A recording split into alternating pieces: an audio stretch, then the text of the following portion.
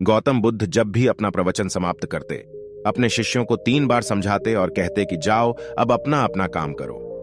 उनका एक प्रिय भिक्षु था, आनंद। उसे यह बात अजीब सी लगती कि रोज रोज उसी बात को कहने का क्या मतलब है, और जब एक दिन उससे रहा नहीं गया तो उसने उन्हें टोक दिया। बुद्ध धीरे से मुस्कुराए और बोले, आनंद, तुम्हारा कहना अपनी जगह पर सही है कि भिक्षु को रोज रोज क्या समझाना कि जाओ अब अपना अपना काम करो, पर शायद तुमने यह ध्यान नहीं दिया कि धर्म सभा में सिर्फ भिक्षु ही नहीं, आसपास की बस्तियों के बहुत से लोग भी आते हैं। उनमें से बहुत से लोग ऐसे होते हैं जो पहली बार आए होते हैं, तो उनके लिए मैं यह बात 3 बार दोहराता हूं। पर यह स्पष्टीकरण भी आनंद के पल्ले नहीं पड़ा।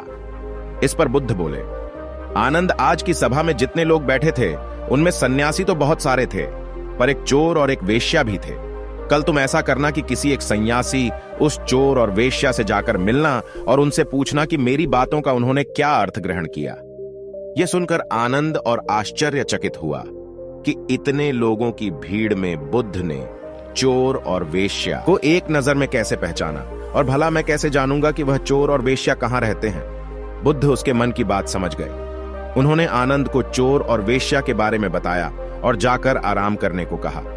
आनंद ने जैसे तैसे उत्सुकता में वह रात काटी और अगले दिन सुबह सुबह तहकीकात के लिए निकल पड़ा।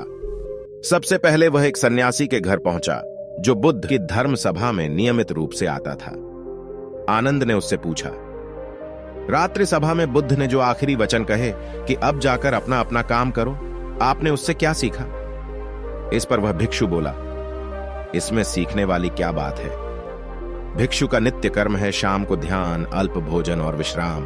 मैंने कल भी वही किया।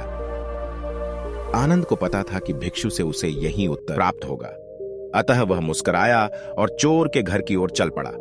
पूछते पूछते वह चोर के घर पहुंचा। चोर उस समय सो रहा था। उसे उसके घर वालों ने जगाया और बताया कि भिक्षु आनंद उससे मिलने आए हैं। यह सुनकर चोर चौंक उठा और हाथ जोड़कर आनंद के सामने हाजिर हो गया। आनंद ने अपना सवाल दोहरा दिया। रात्रि सभा में बुद्ध ने जो आखिरी वचन कहे कि अब जाकर अपना अपना काम करो, आपने उससे क्या सीखा? चोर विनम्र शब्दों में बोला, भिक्षु, बुद्ध तो अंतर्यामी हैं, इसलिए आपसे क्या छिपाना। मैं कल रात पहली बार बुद्ध की धर्म सभा में गया और उनके प्रवचन सुने। मेरा तो जीवन ही सफल हो गया।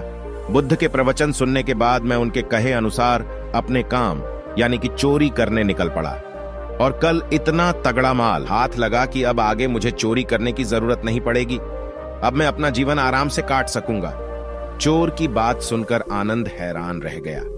वह वहां से उठा और वेश्या के घर की ओर चल पड़ा। वेश्या आनंद को देखते ही पहचान गई।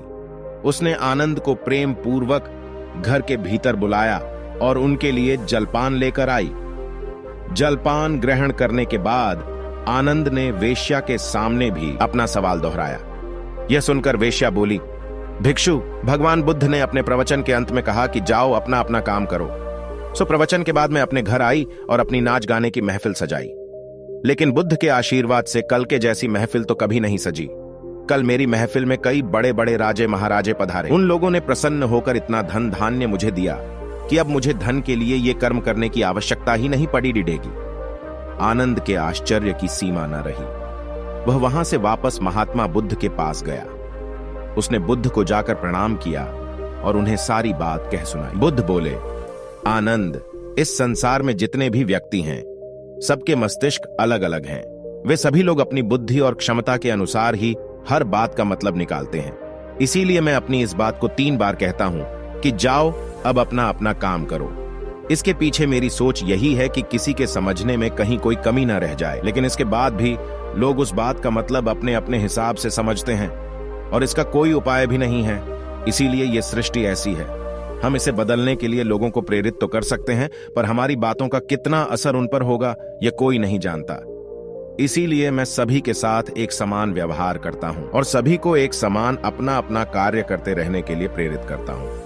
तो दोस्तों, आज आपने इस कहानी से क्या सीखा, कमेंट करके जरूर बताना। उम्मीद है इस कहानी से आपको कुछ न कुछ सीख जरूर मिली होगी। धन्यवाद।